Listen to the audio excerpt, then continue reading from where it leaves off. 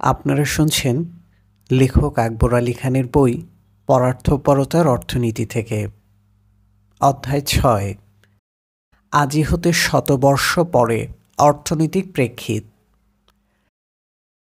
আজি হতে শতবর্ষ পরে অর্থনৈতিক প্রেক্ষিত।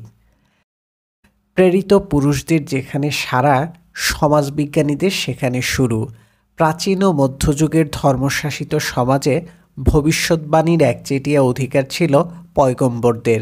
আধুনিক বিশ্বে নবুয়তের নতুন দাবিদাররা কলকে পাচ্ছেন না।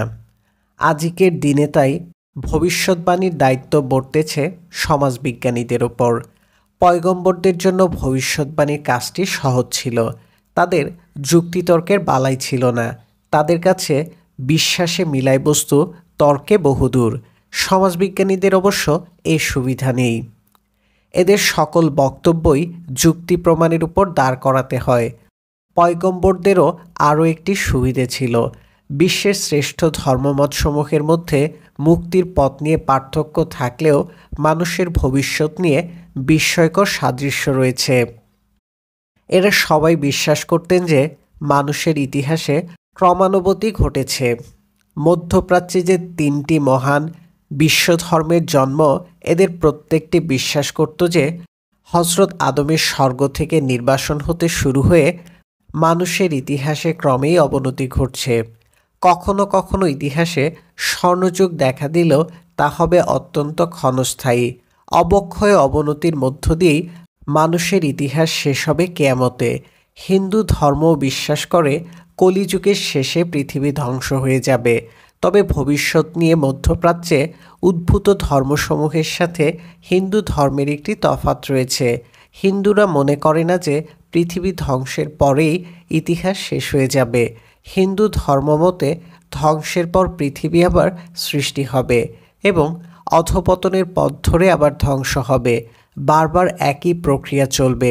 হিন্দুদের মতো গ্রিক দার্শনিকগণও বিশ্বাস করতেন যে মানুষের উন্নতিও হচ্ছে না, অবনতিও হচ্ছে না। মানুষের ইতিহাস চক্রাকারে আবর্তিত হচ্ছে। প্রেরিত পুরুষদের ভবিষ্যৎবাণী কখন ফলবে তা কেউ জানে না। তাই এইসব ভবিষ্যৎবাণী যাচাই বা পরীক্ষা করা সম্ভব নয়। এদের সত্যতা প্রমাণ করার জন্য কিয়ামত পর্যন্ত অপেক্ষা করতে হবে। সকল ভবিষ্যৎবাণীরই সুবিধা হলো ভবিষ্যৎবাণীর সময়সীমা পার না হওয়া পর্যন্ত তার সত্যতা নির্ণয় করা সম্ভব নয়। এই জন্য অর্থনীতিবিদদের সম্পর্কেও বলা হয়ে থাকে, অর্থনীতিবিদ হচ্ছেন এমন একজন বিশেষজ্ঞ যিনি আগামীকাল জানবেন তিনি গতকাল যে ভবিষ্যৎবাণী করেছিলেন আজ তা কেন ঘটেনি। তবে অর্থনীতিবিদদের সময়ের দিগন্ত পয়গম্বরদের চেয়ে অনেক সংকীর্ণ। তাই প্রেরিত পুরুষদের ভবিষ্যৎবাণী মিথ্যা প্রমাণ করা সম্ভব না হলেও গত 200 বছরে অনেক অর্থনীতিবিদের ভবিষ্যৎবাণী ভুল প্রমাণিত হয়েছে। কাজেই শতবর্ষ পরে বিশ্ব অর্থনীতিতে কী ঘটবে তা নিয়ে জল্পনা কল্পনা করার আগে ভবিষ্যৎবাণী নিয়ে সমাজবিজ্ঞানীরা গত কয়েকশো বছর ধরে যেসব চিন্তাভাবনা করেছেন তার মূল্যায়ন প্রয়োজন। মহাপ্রলয়ের অশনি সংকেতের অথবা জন্মান্তরের একঘেয়ে পুনরাবৃত্তির অন্ধকারে ভবিষ্যৎ নিয়ে প্রাচীন ও মধ্যযুগে কোনো আশার আলো দেখা যায়নি। এই প্রগতির ধারণার জন্ম মানুষের চিন্তার ইতিহাসে এক নতুন মাত্রার সংযোজন করে। প্রগতির ধারণা থেকেই আগামী দিন দিয়ে স্বপ্নের শুরু। এই ধারণার সুন্দর সংজ্ঞা দিয়েছেন একজন অর্থনীতিবিদ। মূলত প্রগতির ধারণা মনে করে যে বর্তমান অতীতের চেয়ে শ্রেয় এবং বিশ্বাস করে যে ভবিষ্যৎ আরও ভালো হতে পারে এবং হবে। এ ধারণার ব্যাপক প্রসার ঘটে 17 শতকে। এই সময়ে ফ্রান্সে শুরু হয় প্রাচীন ও আধুনিকের লড়াই। চার্ল পেরো বিশ্বাস করতেন যে প্রাচীন যুগ আধুনিক যুগের চেয়ে শ্রেয়, অর্থাৎ যত সময় যাচ্ছে মানুষের অবস্থার তত অবনতি ঘটছে। প্রগতির পক্ষে বক্তব্য রাখেন বিখ্যাত ফরাসি লেখক বার্নার্ড ডি ফন্টিনেল। তার মতে আধুনিক যুগে মানুষের পার্থিব ও মানসিক অগ্রগতি ঘটছে। বিলাতে বিতর্ক কেতাবের লড়াই নামে পরিচিত ছিল। প্রগতির ধারণা কারা জন্ম দিয়েছে এ সম্পর্কে সমাজবিজ্ঞানীদের মধ্যে মতবিরোধ রয়েছে। রবার্ট নিসবেট মনে করেন যে সমাজবিজ্ঞানীরা প্রগতির ধারণার জনক। পক্ষান্তরে ঐতিহাসিক কার্ল বেকার বিশ্বাস করতেন যে প্রগতির ধারণার উদ্ভাবক হল ইউরোপে বুদ্ধিবিভাষা আন্দোলনের প্রচারকুশলী লেখকগণ। তারা সবাই পেশাগত দার্শনিক ছিলেন না, কিন্তু তারা বিশ্বাস করতেন যে আধুনিককালে মানুষের ইতিহাসে নবযুগের সূচনা হয়েছে এবং মানুষের সভ্যতা উত্তরণের প্রগতির পথে এগিয়ে যাবে।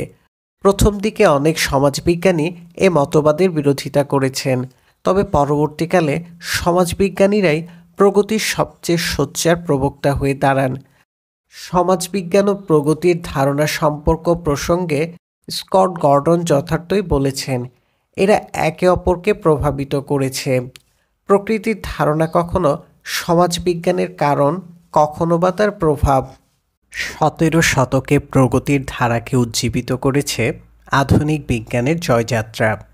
বিজ্ঞানের সাথে শিল্প, সাহিত্য বা দর্শনের একটি বড় তফাৎ রয়েছে। বিজ্ঞানের ক্ষেত্রে জ্ঞান আস্তে আস্তে গড়ে ওঠে। শিল্প, সাহিত্য, দর্শনের সর্বোচ্চ বিকাশ যে কোনো সময় হতে পারে। তাই প্রাচীন গ্রিসের দার্শনিক অথবা এলিজাবেথীয় যুগের নাট্যকার অথবা রেনেসাঁ যুগের চিত্রকর আজকের দার্শনিক, সাহিত্যিক বা শিল্পীদের চেয়ে শ্রেয়। কিন্তু বিজ্ঞানের ক্ষেত্রে তা সম্ভব নয়।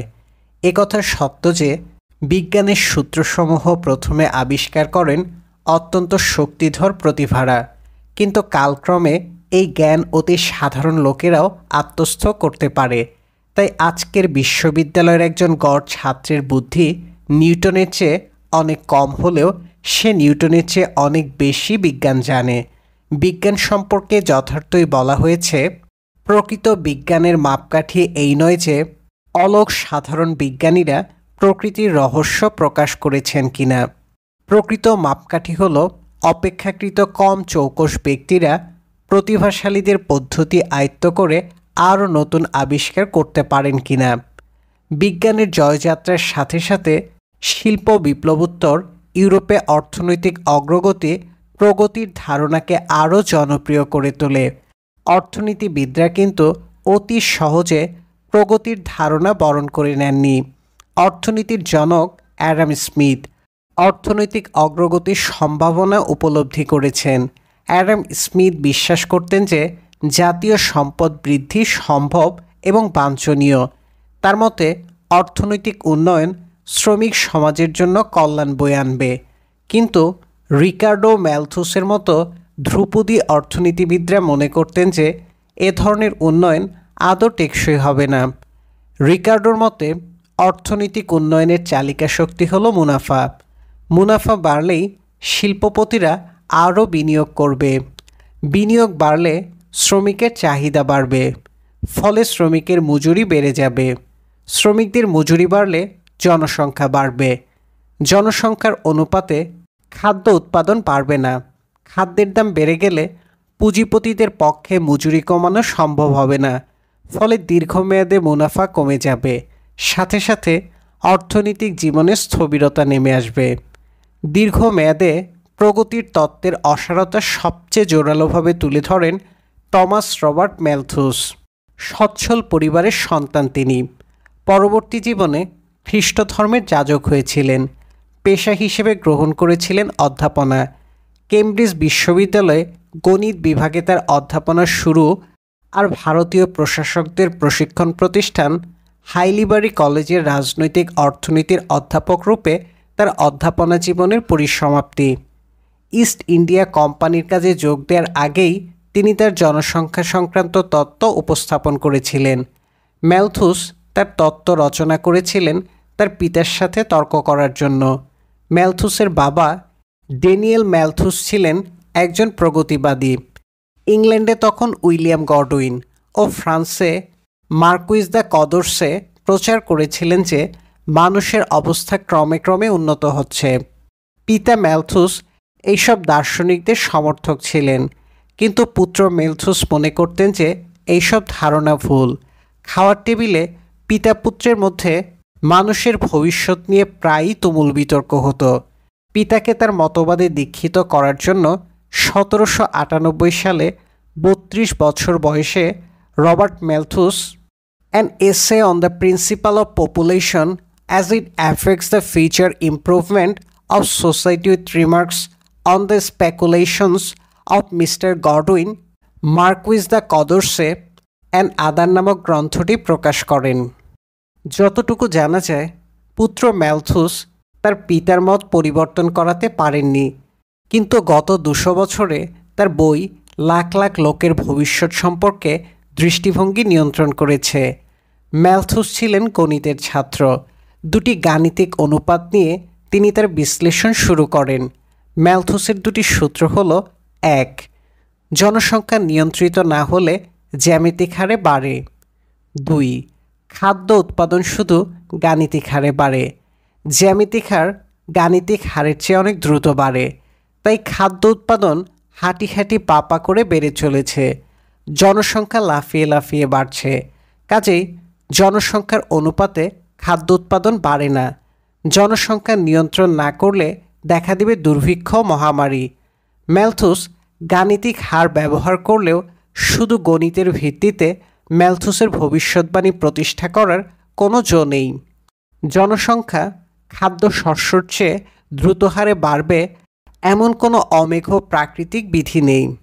ম্যালথুসে ব্যবহৃত দুটি গাণিতিক অনুপাতের পক্ষে কোনো বাস্তব প্রমাণ নেই।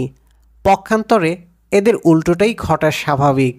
দুজন নরনারীর পক্ষে একেবারে সাধারণত একটি সন্তান উৎপাদন সম্ভব, কিন্তু উদ্ভিদ জগতে উৎপাদন অনেক বেশি।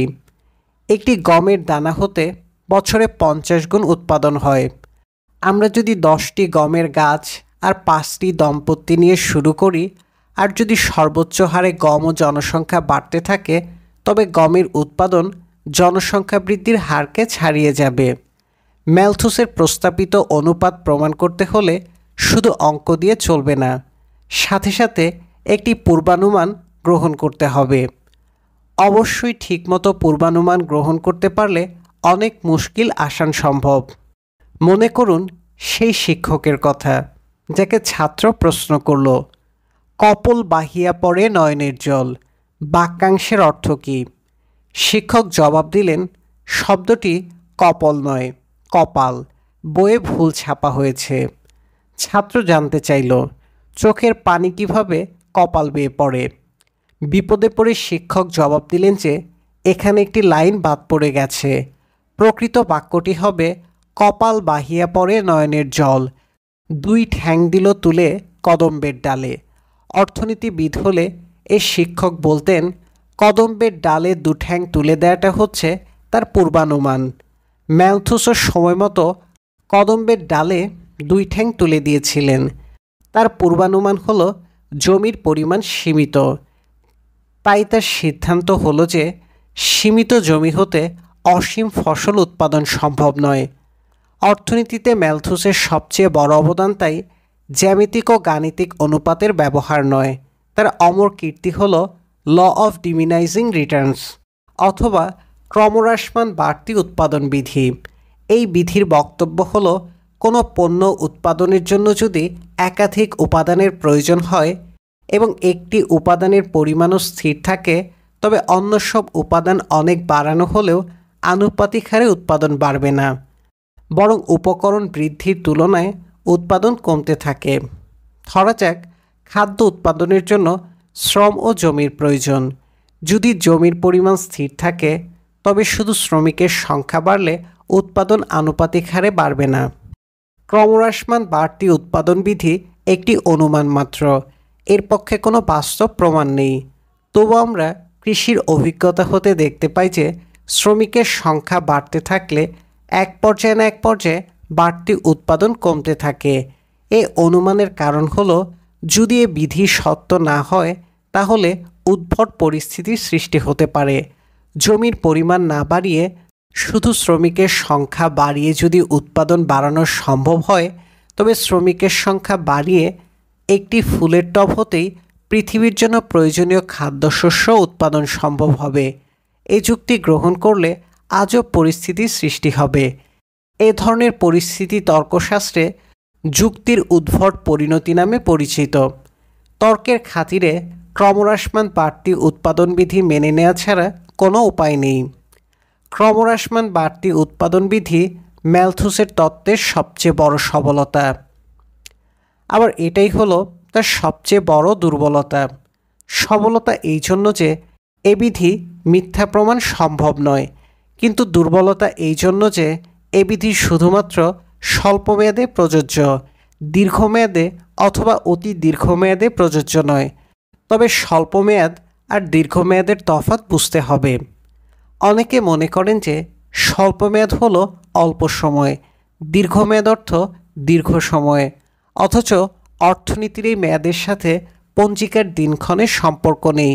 এই মেয়াদ হলো একটি তাত্ত্বিক ধারণা। স্বল্পমেয়াদে ধারণা করা হয় যে উৎপাদন বৃদ্ধির জন্য উৎপাদনের সকল উপকরণ বাড়ানো সম্ভব হয় না। অন্তত একটি উপকরণের পরিমাণ স্থির থাকে। যদি এমন কোনো পণ্য থাকে যার উৎপাদনের সকল উপকরণ তাৎক্ষণিকভাবে বাড়ানো যায়, তবে সে পণ্যের উৎপাদনে কোনো স্বল্প মেয়াদি নেই। আবার যদি এমন কোনো পণ্য থাকে যার অন্তত একটি উপকরণ কোনো মতেই বাড়ানো সম্ভব নয়, তবে সেই পণ্যের ক্ষেত্রে কোনো দীর্ঘমেয়াদ নেই। দীর্ঘমেয়াদে প্রযুক্তি পরিবর্তিত হয় না, অতি দীর্ঘমেয়াদে প্রযুক্তি পরিবর্তিত হয়। ম্যালথুসের সবচেয়ে বড় ত্রুটি হলো তিনি টেলিস্কোপের বদলে অণুবীক্ষণ যন্ত্র দিয়ে মহাকাশের তারা দেখতে চেয়েছেন। তিনি স্বল্পমেয়াদের বিধির ভিত্তিতে অতি দূর ভবিষ্যৎ সম্পর্কে ভবিষ্যৎবাণী করতে চেয়েছেন। দুটো কারণে তার ভবিষ্যৎবাণী অচল। দীর্ঘমেয়াদে তার পূর্ব অঙ্গীকার মিথ্যা প্রমাণিত হয়েছে।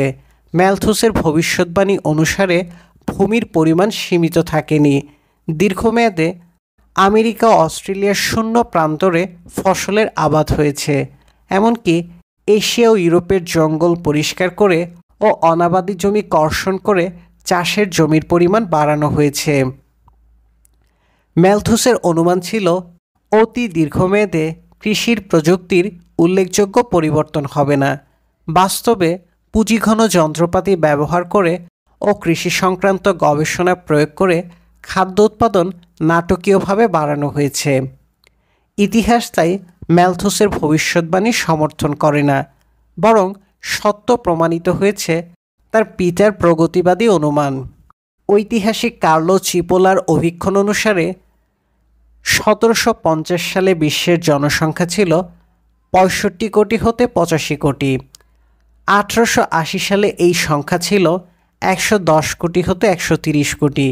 এই হিসাব অনুসারে 1798 সালে যখন ম্যালথুসের জনসংখ্যা সংক্রান্ত বই প্রকাশিত হয়, তখন বিশ্বে জনসংখ্যা খুব বেশি হলে 107 কোটি ছিল। জাতিসংঘের হিসাব অনুসারে 18 সালে বিশ্বের জনসংখ্যা ছিল 98 কোটি। আজকের বিশ্বের জনসংখ্যা 600 কোটি ছাড়িয়ে গেছে। অর্থাৎ ম্যালথুসের সময়ের তুলনায় বিশ্বের জনসংখ্যা প্রায় 6 গুণ বেড়েছে। ম্যালথুসের অনুমান সঠিক হলে এ জনসংখ্যা 100 কোটির কাছাকাছি থাকত, কখনো এত বাড়তে পারত না। শুধু জনসংখ্যা বেড়েছে তাই নয়, ম্যালথুসের মুখে ছাই দিয়ে খাদ্যের উৎপাদন জনসংখ্যার চেয়ে দ্রুততর হারে বেড়েছে। এর কারণ হলো দুটো। প্রথমত, পৃথিবীর সর্বত্র কৃষিজমির পরিমাণ উল্লেখযোগ্যভাবে বেড়েছে। দ্বিতীয়ত, কারিগরি পরিবর্তনের ফলে সমপরিমাণ জমিতে আজকে অতীতের চেয়ে উৎপাদন অনেক বেড়ে গেছে। উদাহরণস্বরূপ বলা যেতে পারে 1961 সাল হতে 1995 সালে পৃথিবীর জনসংখ্যা প্রায় দ্বিগুণ হয়ে গেছে, কিন্তু খাদ্য উৎপাদন দ্বিগুণেরও বেশি বেড়েছে। এর প্রমাণ হলো বিশ্বে মাথাপিছু খাদ্য উৎপাদন বৃদ্ধি। 1961 সাল হতে 1995 সাল পর্যন্ত মাথাপিছু খাদ্য উৎপাদন শতকরা 20% বেড়েছে। এই বৃদ্ধি শুধু শিল্পোন্নত দেশসমূহেই সীমাবদ্ধ নয়। তৃতীয় বিশ্বে 1963 সনের তুলনায় 1990 সনে মাথাপিছু ক্যালোরি গ্রহণের পরিমাণ প্রায় 27% বেড়ে গেছে। যদিও 200 বছরে কোনো কোনো স্থানে দুর্ভিক্ষ হয়েছে, তবু সামগ্রিকভাবে গত 200 বছরের ইতিহাস ম্যালথুসের নৈরাশ্যজনক ভবিষ্যৎবাণী সমর্থন করেনি। ইতিহাসের অভিজ্ঞতা ম্যালথুসের নৈরাশ্যের প্রতিকূল হওয়া সত্ত্বেও সমাজবিজ্ঞানীদের চিন্তার জগৎ হতে ম্যালথুসের হতাশার কালো ছায়া আজও অপ্রসৃত হয়নি। বিভিন্ন আকারে ও ধরনের ভবিষ্যৎবাণী বারবার ফিরে আসছে। ঊনবিংশ শতাব্দীতে স্ট্যানলি জেফসন আশঙ্কা করেছিলেন যে বিলাতের কয়লা কয়েক বছরের মধ্যে শেষ হয়ে যাবে, কিন্তু প্রকৃতপক্ষে তা আজও শেষ হয়নি। বিংশ শতাব্দীতে মার্কিন অর্থনীতিবিদ হ্যানসন ভবিষ্যৎবাণী করেন যে অর্থনীতিতে স্থবিরতা দেখা দেবে। তার ভবিষ্যৎবাণীও সঠিক হয়নি। তবে ম্যালথুসের তত্ত্ব 70-এর দশকে ক্লাব অফ রোম নামে একটি রক্ষণশীল প্রতিষ্ঠান কর্তৃক পুনরুজ্জীবিত হয়। এই প্রতিষ্ঠানটির প্রকাশিত প্রথম গ্রন্থের নাম লিমিটস টু গ্রোথ। এরপর আরও কয়েকটি গ্রন্থ প্রকাশিত হয়।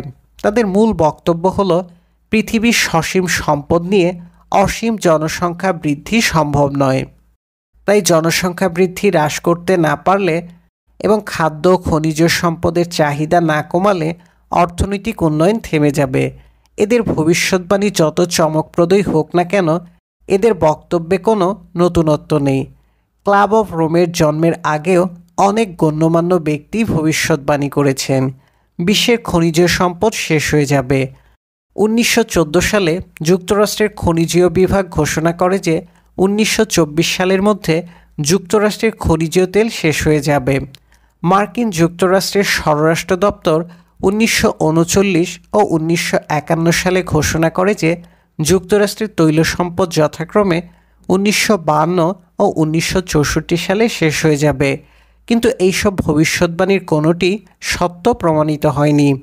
1972 সালে ক্লাব অফ রোম দাবি করে যে পৃথিবীতে মাত্র 550 বিলিয়ন ব্যারেল খনিজীয় তৈল রয়েছে।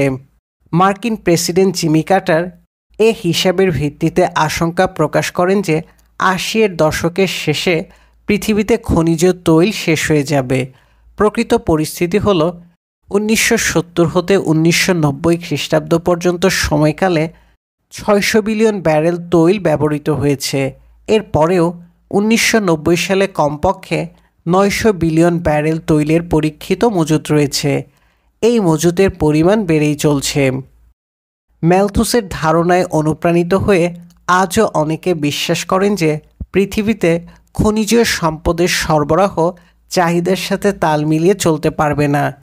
তাই এদের অনেকেই এই মর্মে বাজি ধরেন যে পৃথিবীতে খনিজীয় সম্পদের মূল্য বেড়ে যাবে। এই প্রসঙ্গে ডক্টর এরলিক ও অধ্যাপক জুলিয়ান সাইমনের বাজির কথা স্মরণ করা যেতে পারে। এরলিক বলতেন যে ভবিষ্যতে সরবরাহ কমে যাওয়ার ফলে খনিজীয় সম্পদের দাম বেড়ে যাবে। জুলিয়ান সাইমন মনে করতেন যে কারিগরি পরিবর্তনের ফলে খনিজীয় সম্পদের চাহিদা কমে যাবে।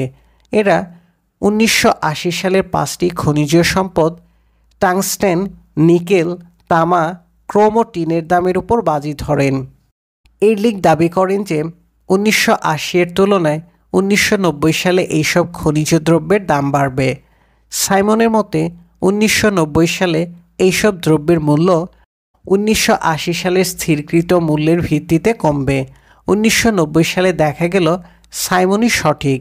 শুধু 1980 সালে স্থিরকৃত মূল্য নয়, 1980 সালের তুলনায় এইসব পণ্যের দাম এমনিতেই কম। 80-র দশকে দেখা গেল যে 35টি খনিজীয় দ্রব্যের মধ্যে 33টির দাম কমে গেছে। শুধু ম্যাঙ্গানিজ ও জিঙ্কের দাম বেড়েছে। খনিজীয় দ্রব্যের দাম কমে যাওয়ার বড় কারণ হল কারিগরি পরিবর্তন। একই ধাতু পুনঃ পুনঃ ব্যবহার করা হচ্ছে। উপরন্তু বিভিন্ন ধাতুর মিশ্রণে অনেক বেশি কার্যকর ধাতু তৈরি করা হচ্ছে। এর ফলে ধাতু ব্যবহার কমানো হচ্ছে। বিশ্বব্যাপী কাঁচামাল বিজ্ঞানে বৈপ্লবিক পরিবর্তন দেখা দিয়েছে। অর্থনীতিবিদ সাইমনের মতনই প্রবৃদ্ধির সীমাবদ্ধতা সম্পর্কিত তত্ত্বের একজন বড় সমালোচক হলেন মার্কিন ভবিষ্যৎ বিশেষজ্ঞ ম্যাক্স সিঙ্গার। তার মতে পৃথিবীতে বর্তমানে যে সম্পদ রয়েছে তার অবমূল্যায়ন করা হচ্ছে। উপরন্তু কারিগরি পরিবর্তনের ফলে বর্তমান সম্পদ নিয়েই বিশ্ব অর্থনীতিতে উচ্চহারে প্রবৃদ্ধির উজ্জ্বল সম্ভাবনা রয়েছে। সামগ্রিকভাবে তার অভিক্ষেপণ সমূহ বিশ্বাসযোগ্য বলে মনে হয়। তার নিম্নলিখিত অভিক্ষেপণ সমূহ বিশেষভাবে প্রণিধানযোগ্য। 1. 850 কোটি একর চাষযোগ্য জমি রয়েছে, তার মধ্যে মাত্র 350 কোটি একর জমিতে চাষ হচ্ছে। অর্থাৎ এখনও চাষের জমির পরিমাণ দ্বিগুণের বেশি বাড়ানো সম্ভব। এর মধ্যে 400 কোটি একর জমি হবে দোফসলা। 2. জমির পরিমাণ না বাড়িয়েও শুধু উন্নত জাতের বীজ ব্যবহার করে বিশ্বের খাদ্য উৎপাদন দ্বিগুণ করা সম্ভব।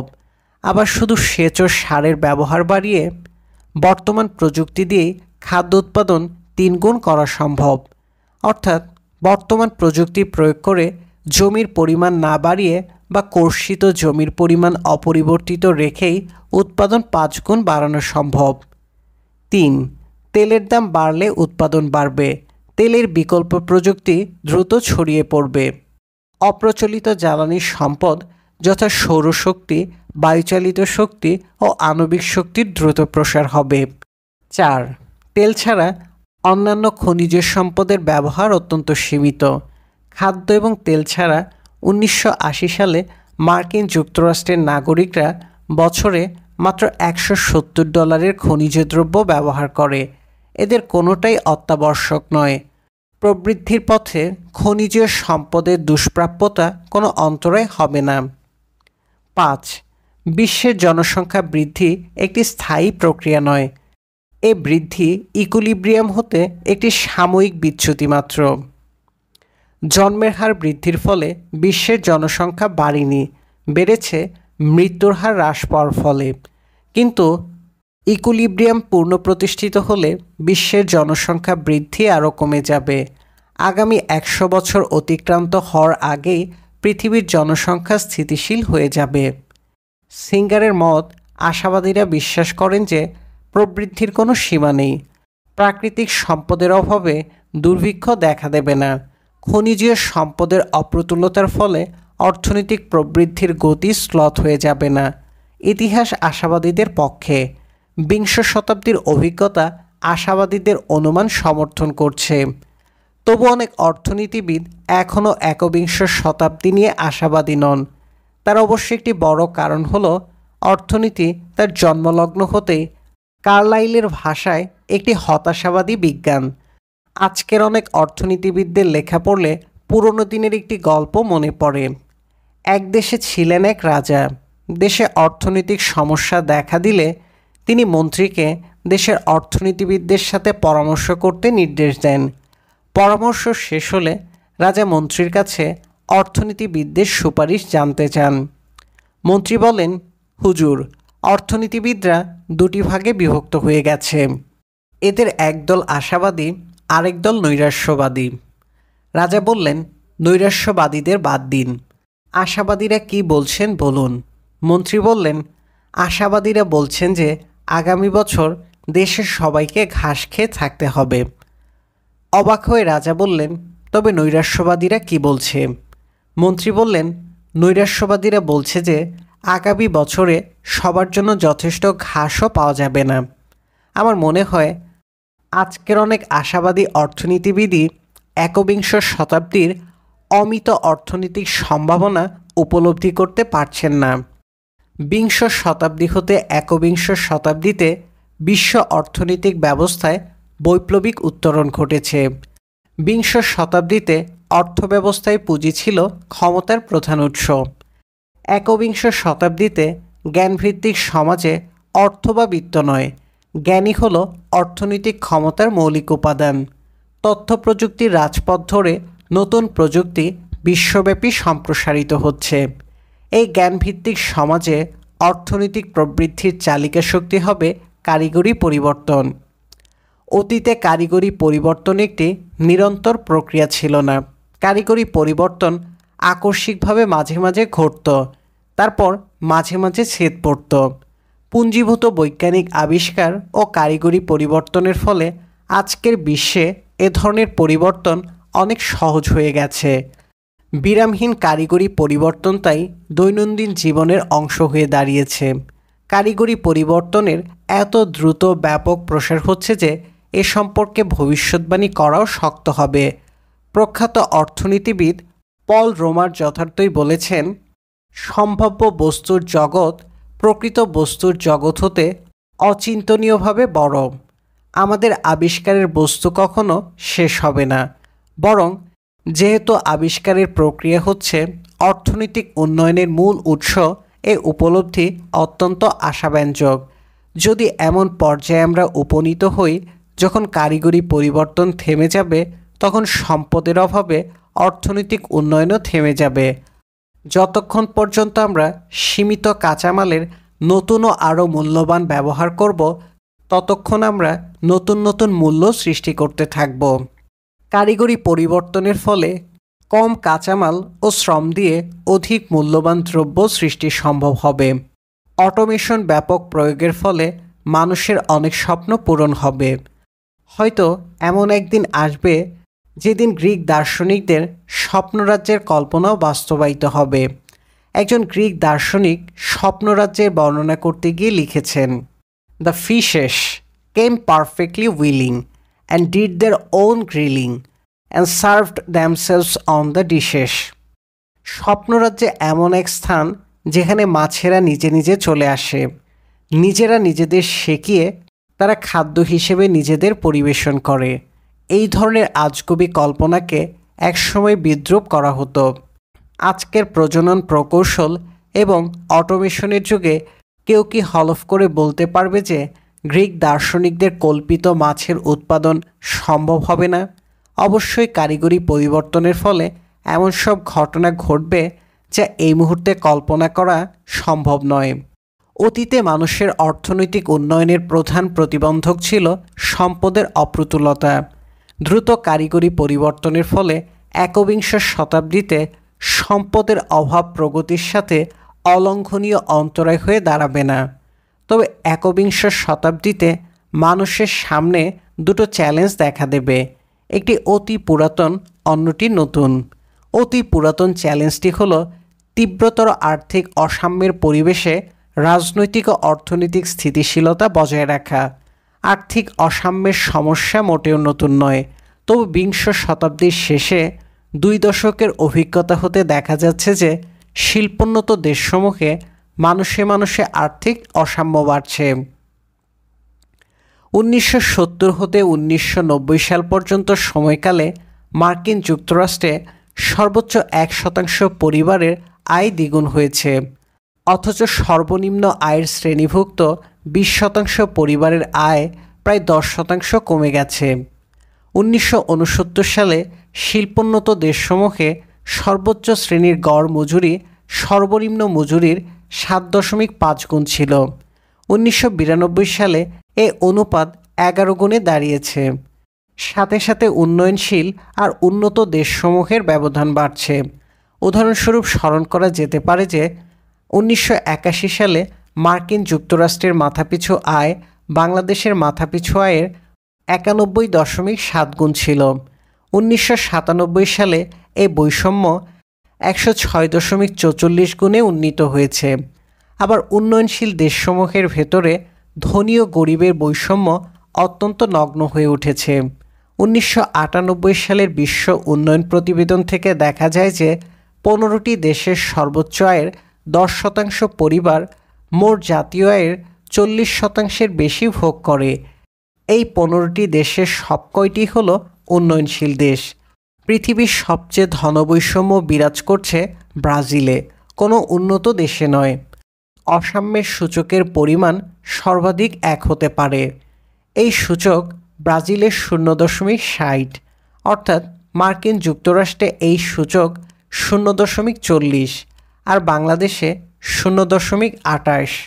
অর্থনৈতিক অসাম্য রাজনৈতিক স্থিতিশীলতার জন্য বড় হুমকি হয়ে দাঁড়ায়, অথচ এর কোনো সহজ সমাধান এখনও আবিষ্কৃত হয়নি।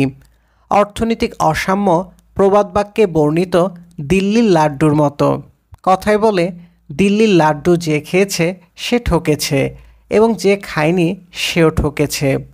আর্থিক অসাম্য থাকলেও বিপদ, কেননা তাতে সমাজের বিভিন্ন স্তরে অসন্তোষ দেখা দেয়। আবার আর্থিক অসাম্য দূর করতে গেলেও বিপদ, কেননা সেখানে প্রণোদনা শুকিয়ে যায় এবং অর্থনৈতিক প্রবৃদ্ধির স্রোতধারা মরুপথে হারিয়ে যায়। অর্থনৈতিক অসাম্য দূর করা সম্ভব না হলে এই বৈষম্য যাতে দ্রুত বেড়ে না যায় তা অবশ্যই নিশ্চিত করতে হবে। এখন পর্যন্ত এক্ষেত্রে শিল্পোন্নত দেশসমূহ উন্নয়নশীল দেশসমূহের চেয়ে অধিক সফল হয়েছে। দ্বিতীয় সমস্যাটি মানুষের ইতিহাসে নতুন। দীর্ঘদিন ধরে পৃথিবীর অধিকাংশ সমাজে পরিবার সামাজিক কাঠামোর অবিচ্ছেদ্য অঙ্গ হিসেবে বিরাজ করেছে। বিংশ শতাব্দীর শেষ পাদে শিল্পোন্নত দেশসমূহে পরিবার একটি প্রতিষ্ঠান হিসেবে হারিয়ে যাচ্ছে। মার্কিন যুক্তরাষ্ট্রে ৩১% শিশু অবিবাহিত মায়ের সন্তান, বাকি ৬৯% শিশু বিবাহিত মায়ের সন্তান হলেও এদের মাঝে কমপক্ষে ৫০% জন্মের অল্প দিনের মধ্যেই বাপ মায়ের বিবাহ বিচ্ছেদ দেখতে পায়। অর্থাৎ মার্কিন যুক্তরাষ্ট্রে ৬০% শিশু বাপ মা উভয়ের যত্ন পরিচর্যার সুযোগ লাভ করে না। একজন সমাজতাত্ত্বিক তাই মার্কিন যুক্তরাষ্ট্রকে পিতৃহীন সমাজ বলে চিহ্নিত করেছেন। এই ধরনের সমাজে শিশুদের মনস্তাত্ত্বিক সমস্যা দেখা দেয়। দীর্ঘমেয়াদে ভগ্ন পরিবারের সন্তানদের মানব সম্পদ হিসেবে গড়ে তোলা যাবে কিনা সে সম্পর্কে সন্দেহ রয়েছে। এ সমস্যা ইউরোপে আরও প্রকট। সুইডেনে প্রায় 2/3 শিশু অবিবাহিত মায়েদের গর্ভে জন্ম নেয়। পরিবার অবলুপ্তির এই সমস্যাকে বিখ্যাত রাষ্ট্রবিজ্ঞানী ফুকুইয়ামা গ্রেট ডিসরাপশন বা মহাভাঙ্গন হিসেবে চিহ্নিত করেছেন। তার মতে এ সমস্যার সমাধান করতে হলে সামাজিক পুঁজি গড়ে তুলতে হবে। তৃণমূল পর্যায়ে মানুষে মানুষের সহযোগী ও সৃষ্টিশীল সম্পর্ক গড়ে তোলার উপরই নির্ভর করছে সামাজিক পুঁজির সরবরাহ।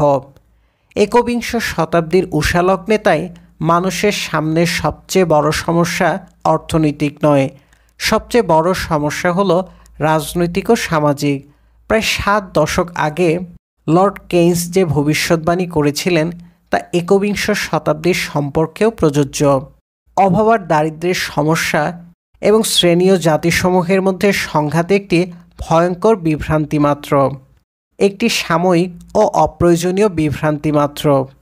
আমরা যদি যথাযথ প্রতিষ্ঠান গড়ে তুলতে পারি তবে পাশ্চাত্য জগতে যে সম্পদ ও কারিগরি জ্ঞান রয়েছে তা আজকের অর্থনৈতিক সমস্যাকে, যা আমাদের নৈতিক ও পার্থিব শক্তিকে নিবিষ্ট করে রেখেছে, গৌণ সমস্যাতে পরিণত করতে সক্ষম।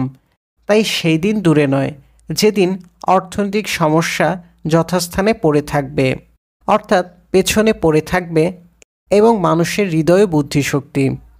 আমাদের সমস্যা, যেসব প্রকৃত সমস্যা, তাদের সমাধানে নিয়োজিত হবে। সেসব সমস্যা হলো বাঁচার সমস্যা, মানবিক সম্পর্কের সমস্যা, সৃষ্টির সমস্যা এবং আচরণ ধর্মের সমস্যা।